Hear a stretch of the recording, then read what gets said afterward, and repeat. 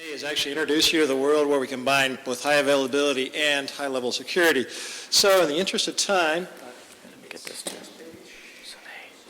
So what I'd like to do today is have a very short period of time, so I'm going to do a kind of a lightning talk, or we're going to go through rapidly. And there's two major things I want to do today. The first thing is actually introduce people to the reason of why you'd use high availability.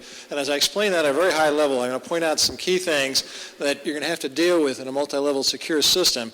And I'm going to spend the second part of the talk talking about how we actually extend high level of security to work in a cluster environment.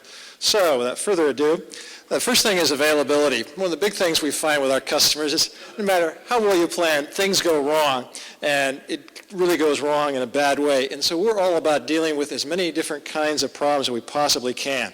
And so now starting off with what do we offer? It's basically a range of things, everything from a single machine, which is mainly for the case where you're doing upgrades and installation, through your typical 2 nodes or more locally, and we support also campus clusters where you might have some machines here in Baltimore, some other machines off in Washington, D.C. in a combined cluster, and we also support what we call a geographic edition. That's where you actually have multiple clusters. You have a primary cluster that's doing most of the work, and you have a disaster recovery site, and we have the way to actually replicate data to that other system.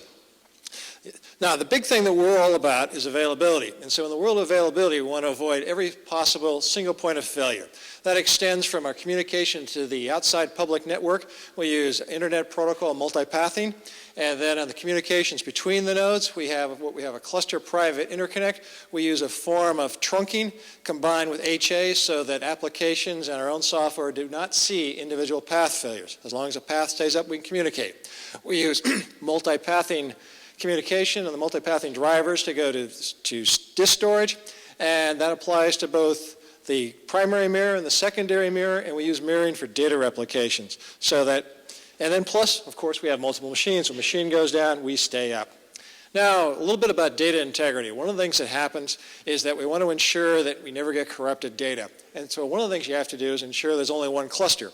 You can have a case where the communication can fail between nodes, but whereas each of the nodes can still reach the disk. So we ensure that there's only one operational cluster. Because we don't want a machine that's been kicked out of the cluster to write data asynchronously later after the primary system has started writing to it. The other one we provide is something called amnesia protection. That means that we actually record information so that we know when whether the nodes that are trying to form our cluster have the latest configuration information. We ensure that they can only form it if they have it. The other one is data fencing. If a node leaves the cluster, we take action to make sure it can't. That can be either use the SCSI protocols or basically change, like on the NAS units, the read, write, export privileges. We also support the ability to do data replication both within the cluster and between cluster, as in the geographic edition. Other thing is we're all about monitoring. We monitor a wide range of basically everything in the cluster, from nodes, hardware, and we report problems, and then in many cases we take automatic corrective action. Now I got to explain a little bit about the applications and why we're a little bit different. I think most of you that have some knowledge of cluster will recognize some of those basics, but one of the things I'm going to point out right here is that the first class of application we have is what we call a failover application. A failover application an application runs on one machine at a time. If that machine dies or the application dies, we move it to the other machine. And in our system, it's not just about moving the machine. What we also do is we move the entire environment.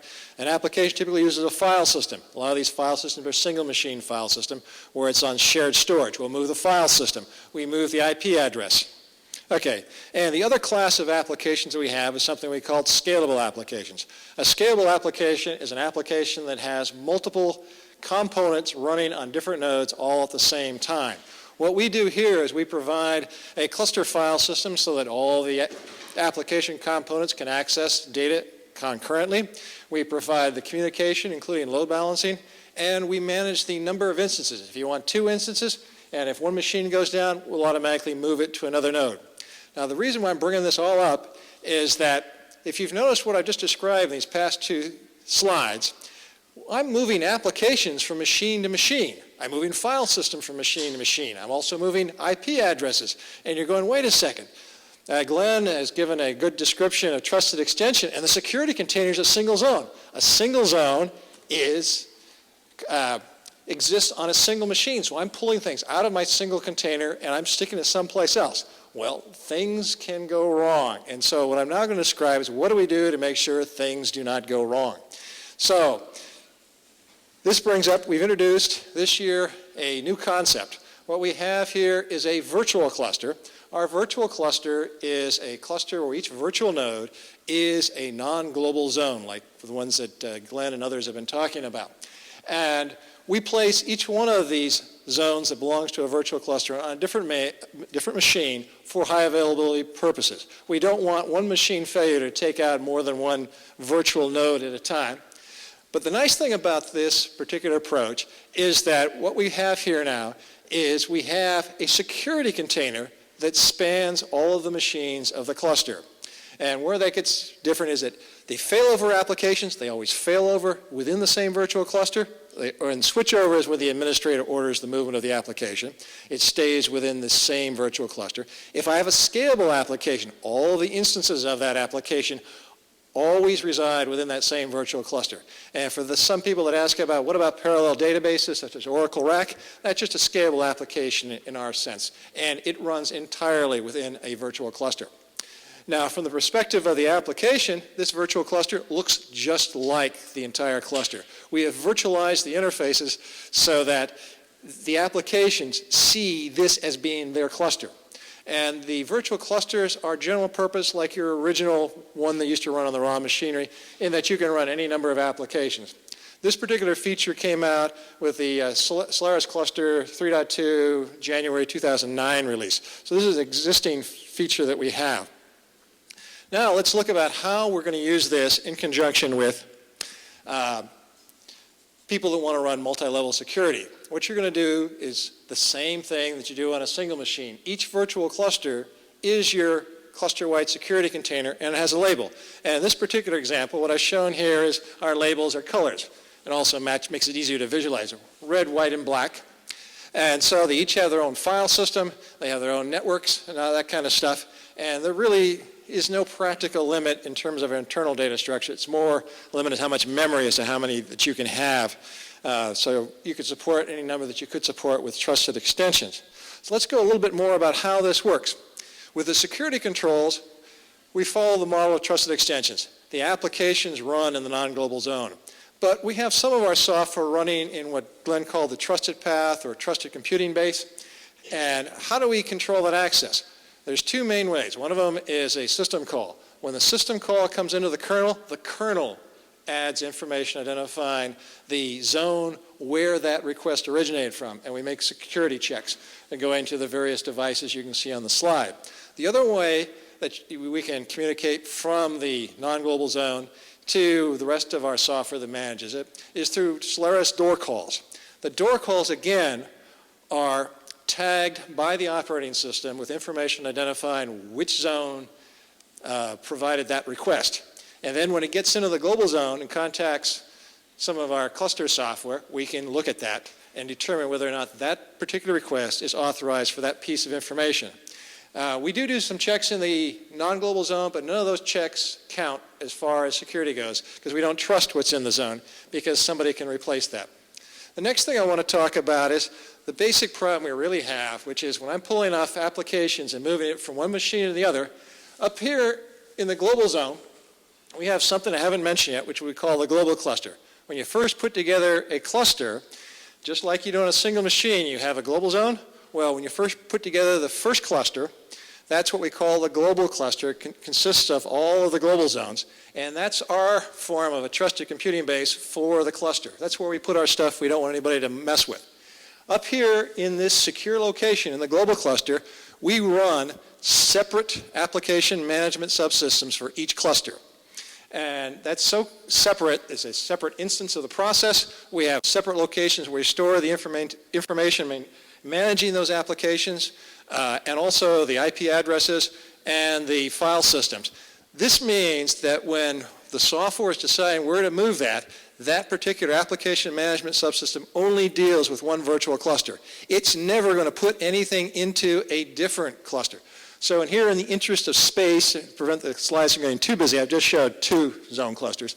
And so I've got components on both machines. They talk to each other, exchanging information about the status of applications and their resources, and they order the movement of applications and resources, file systems, and the like between machines.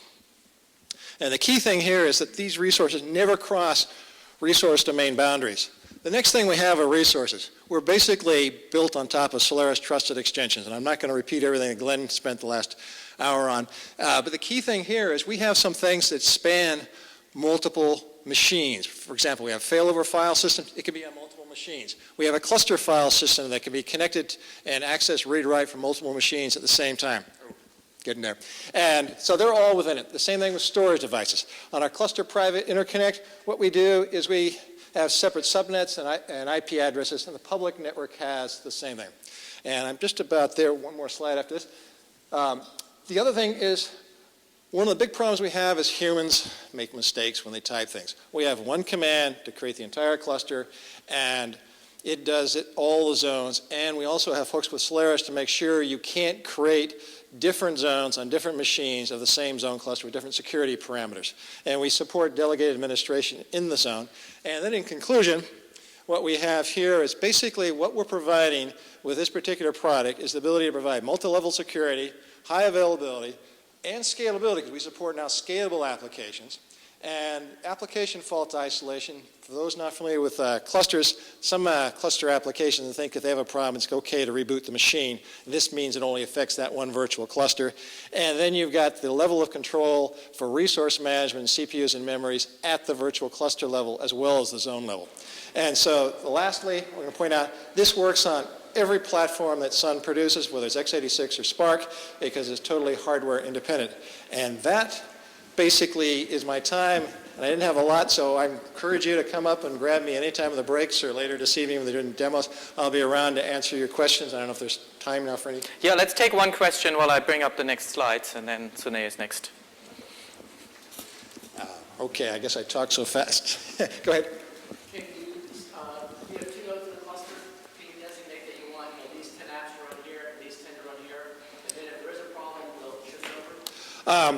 What we have is we're actually working on a form of load balancing. We have controls with what we call affinity relationship, where we can make sure that various applications run either on the same location or a different location.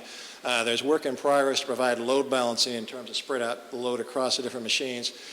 We have resource controls and determine, like, if SAP, it can't come up before the databases or restart. We have that kind of stuff. So the answer is we have location controls and dependency controls, and load balancing is in development at the moment. Question? You mentioned that you don't want just one zone for each application, so you can't have multiple zones within one box. Oh, no. I'm sorry if I was... the question was, could we only have one application per zone? And the answer is no. You can have as many applications as you want. So if you had if you could run 1 million applications, you could do it all in one virtual cluster, in one zone cluster. And you can have as many zone clusters as you want in a given cluster configuration. And I think we're limited to something like 8,192 zones. So. You have multiple zones within each cluster. Right. For the same application. So on one box, you have a zone cluster, and then you have multiple. Oh, no. The zone clusters stripe across all of the physical machines. So if I've got a 4-node cluster and I've got four machines, and I've got a zone cluster with 4 nodes, each zone will be on a different machine. Not for the same zone cluster. That's for high availability purposes. Yes. So if you have 4 machines, you can only have 4 zones. Right. At this time. And you can add them dynamically as you add more machines. And I guess I'm just about out of time. I can see our next speaker here. Yeah, so let's thank the speaker again. Thank you. Oh, your mic's up. Okay, good.